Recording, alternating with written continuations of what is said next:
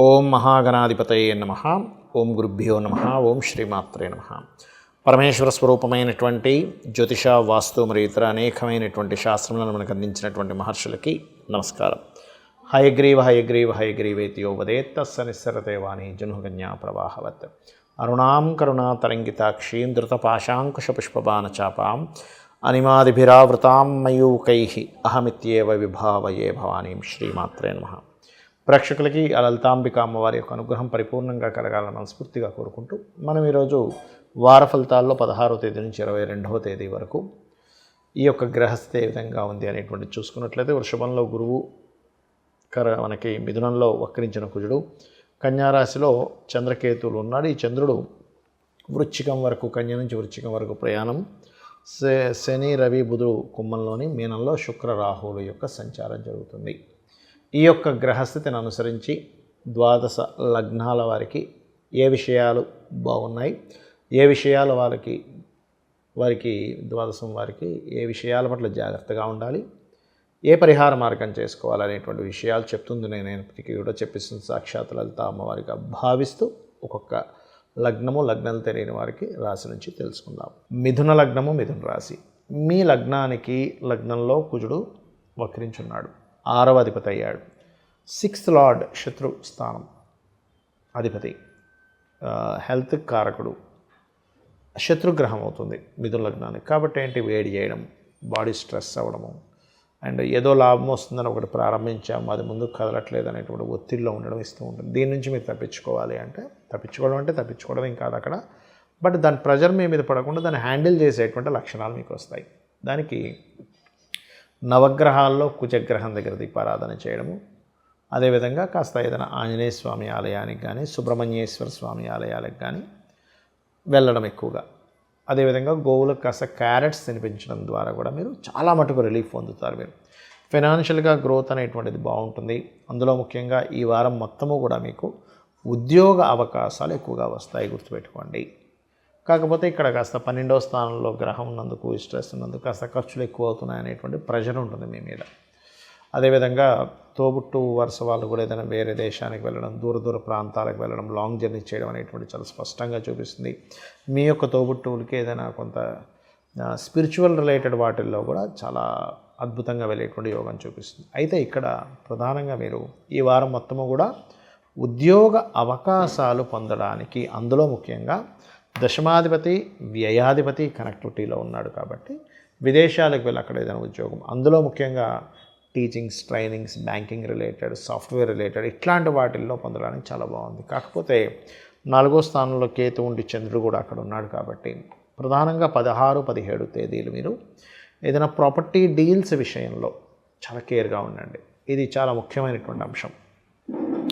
అదేవిధంగా ఇక్కడ గమనించుకున్నట్లయితే చేస్తున్నటువంటి ఉద్యోగంలో కొన్ని మార్పులు కూడా చూపిస్తున్నాయి. బికాజ్ ఆఫ్ 9th హౌస్లో అధిక గ్రహాలు ఉన్నాయి 10th హౌస్ కంటే కూడా, కాబట్టి మార్పు అనేటువంటిది సహజంగానే చూపిస్తుంది ఇక్కడ. ఇక మీరు వివాహ సంబంధించినటువంటి విషయాల్లో కనుక చూసుకున్నట్లయితే ప్రధానంగా ఇక్కడ మీకు ఇష్టపడిన వారిని, అందులో ముఖ్యంగా మీరు చేస్తున్నటువంటి జాబ్లోనే ఇష్టపడిన వారిని లేదా ఆన్లైన్లో ఎవరైనా పరిచయమై తద్వారా ఇష్టాన్ని ఏర్పరచుకున్న వారిని వివాహం చేసుకోవడానికి, అది కూడా దూర ప్రాంతంలో ఉండేటువంటి వారిని సంబంధాలు కుదరడానికి మీకు అనుకూలంగా ఉంది ఇప్పుడున్నటువంటి గ్రహస్థితి.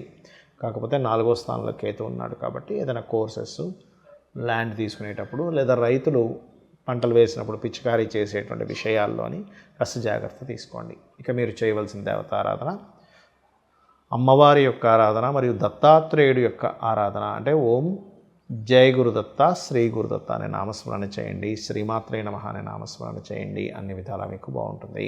ఈ 16వ తేదీ నుంచి 22వ తేదీ మధ్యలో ఉండేటువంటి ఈ యొక్క వార ఫలితాల్లో మనకు 16వ తేదీ నాడు సంకష్టహర చతుర్థి వస్తుంది. కాబట్టి సంకష్టహర చతుర్థి ఎవరైతే చేసుకుంటారో, ఈసారి వచ్చినటువంటి సంకష్టహర చతుర్థి ముఖ్యంగా రుణ విముక్తి జరుగుతుంది, గుర్తుపెట్టుకోండి.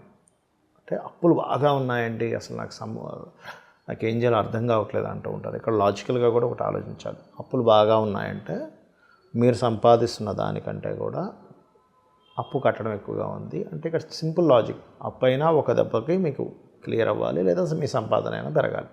ఈ రెండు తప్పితే మరొకటి లేదు. ఒక దెబ్బకి ఎప్పుడు క్లియర్ అవుతుంది? మీకు ఉన్నటువంటిది ఏదైనా ప్రాపర్టీయో, జ్యువెలరీయో, లేకపోతే ఎవరైనా మీకు సహాయం చేయడం ద్వారానో క్లియర్ అవుతుంది. లేదా ఇన్స్టాల్మెంట్స్ బేసిస్లో మీకు కడుతున్న అప్పుకి ఎక్కువ ఇబ్బంది కలగకుండా ఉండాలి అంటే మీకు ఇన్కమ్స్ పెరగాలి. దీనికి ఈ కష్టములు సంకష్ట హర చతుర్థి అంటే మీకుండేటువంటి వాటిని హరింపజేసేటువంటి శక్తి గణపతికి ఉంటుంది. ఎందుకు అంటే రవి ఆత్మకారకుడు రవి నుంచి చంద్రుడు అష్టమంలో ఉన్నప్పుడు కలిగేటువంటి తిథిది.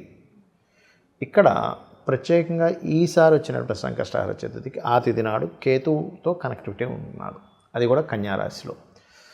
ఎప్పుడైతే ఈ కాంబినేషన్ ఎలా ఉందో మీరు ఆ రోజు కనుక గణపతిని ఎంత అర్చిస్తూ ఓం అపర్ణాయై నమః అనే మంత్రం కూడా చేస్తూ, అందులో ముఖ్యంగా గణపతిని ఓం కామేశ్వర ముఖాలోక కల్పిత శ్రీ గణేశ్వర అనేటువంటి నామస్మరణ కనుక చేసుకున్నట్లయితే మీకు గణపతిని ఆరాధించినటువంటి ఫలితము వస్తుంది.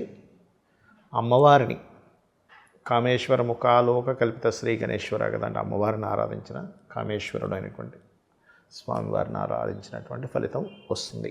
అంటే పార్వతీ పరమేశ్వరుడు గణపతిని. ఎప్పుడైతే ఈ నామాన్ని మీరు స్మరిస్తూ దీంతోపాటు ఇందాక నేను చెప్పినట్టుగా ఓం అపర్ణాయ నమః మంత్రము మరియు అదేవిధంగా ఓం సంపత్కరీ సమారూఢ సింధుర వ్రజ సేవితాయ నమః అనే మంత్రం చేసుకుంటే ఆపర్చునిటీస్ పెరుగుతాయి. ఫస్ట్ మీకు ఇన్కమ్ సోర్స్ పెరగడానికి ఆపర్చునిటీస్ పెరుగుతాయి. మీకు ఏదైనా రావాల్సిన ధనం ఏదైనా ఉంది, ఎవరికో డబ్బులు ఇచ్చారు, లేకపోతే ఇంకేదైనా వేరే సోర్సెస్ ద్వారా రావాల్సినవి ఉన్నాయి, ఏదైనా ఒక ప్రయత్నం చేస్తున్నాము మీడియేటింగ్గా ఉండి, అలాంటి సోర్సెస్ వస్తాయి. గుర్తుపెట్టుకోండి. అంటే మీరు చేసేటువంటి కష్టానికి పర్ఫెక్ట్గా దానికి ఫలితం వస్తుంది. అదేవిధంగా ఇంకా ఎక్కువగా మొండి అప్పులు ఉన్నాయండి, మాకు క్లియర్ అవ్వట్లేదు అనుకునేవారు ఒకటే చెప్తాను నేను మీకు, నిత్యము ఇంట్లో దీపారాధన చేయండి. Point number 1. రెండవది, మీకు దగ్గరలో గోశాల కనుక ఉన్నట్లయితే, అందులో ముఖ్యంగా దేశీవాలి గోవులు ఉన్నట్లయితే వాటికి బెల్లము మరియు గోంగూర రెగ్యులర్గా తినిపిస్తూ అక్కడ కూర్చొని కాసేపు అపర్ణాయ నమః అనే మంత్రం ఒకటి, ఓం సంపత్కరీ సమారూఢ సింధుర వ్రజ సేవితాయ నమః అనే మంత్రం ఒకటి రెగ్యులర్గా చాంటింగ్ చేయండి. దీనివల్ల ఏమిటంటే మీరు ఏదో లక్షలు రకరకాల డబ్బులు ఖర్చు పెట్టి బయటపడాల్సిన పని లేదు. కేవలం మీరు మీ యొక్క లైఫ్ని అనాలిసిస్ చేసుకుంటూ, లైఫ్ ఎట్లా ఉంది ఏంటనేటువంటి దాన్ని పొద్దునే నిద్ర లేచిన వెంటనే అనాలిసిస్ చేసుకుంటూ మీ ప్రయత్నాలు మీరు చేస్తూ దేవత మీద, ఆ యొక్క పరమాత్మ మీద మీరు నమ్మకాన్ని పెట్టుకుంటూ మీరు వెళ్తున్నట్లయితే 100% మీకు క్లియర్ అవుతుంది. ఇక్కడ సహజంగానే ఇప్పుడు కేతు ఇక్కడ ఉన్నాడు, ఈ మే దాటిన తర్వాత ఇక్కడికి వెళ్ళిపోతాడు. ఎప్పుడైతే మారుతాడో యూనివర్సల్గా కూడా చాలా మట్టుకు ఈ అప్పులకు సంబంధించిన ఇబ్బంది పడుతున్నటువంటి వారికి కొంత రిలీఫ్ అనేటువంటిది అక్కడ ఇస్తాడు. గుర్తుపెట్టుకోండి.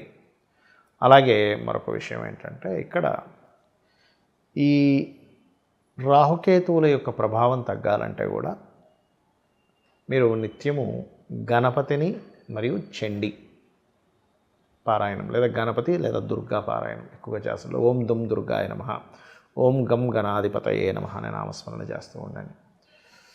ఇక్కడ ఒకటే విషయం గుర్తుపెట్టుకోవాలి ఏంటంటే మీరు ఎక్కడా కూడా మీరు చేసేటువంటి పని ఆపకండి. చాలామంది చేసే మిస్టేక్ ఏంటంటే ప్రాబ్లమ్స్లో వెళ్ళిపోయినప్పుడు వాళ్ళు నిత్యము చేసేటువంటి జాబు లేకపోతే బిజినెస్ సడన్గా ఆపేస్తారు. ఒకటే చిన్న ఉదాహరణ, ఇప్పుడు ఒక టైర్ ఉంటుంది చూసారు, టైరో లేకపోతే కాయిన్ రౌండ్గా ఉండేటువంటి పదార్థం మీకు ఏదైతే ఉందో దాన్ని ఇలాగా వేసారనుకోండి, అది తిరుగుతున్నంతసేపు కింద పడిపోదు.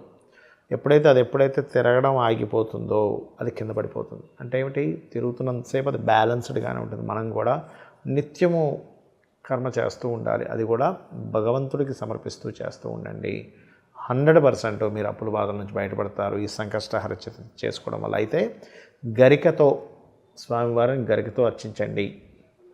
పాలతో మీరు పాలు లేకపోతే పాలు లేవనుకునేటువంటి వారు గంధపు నీటితో తర్పణం ఒక చిన్న గణపతి ప్రతిమ ఉన్న లేకపోతే ఒక పసుపు కొమ్ము పెట్టుకునైనా ఓం గం గణాధిపతయే నమః అనేటువంటి నామస్మరణ చేస్తూ చేయండి. 100% మీరు ఉన్నటువంటి ఇబ్బందుల నుంచి బయటపడడం జరుగుతుంది.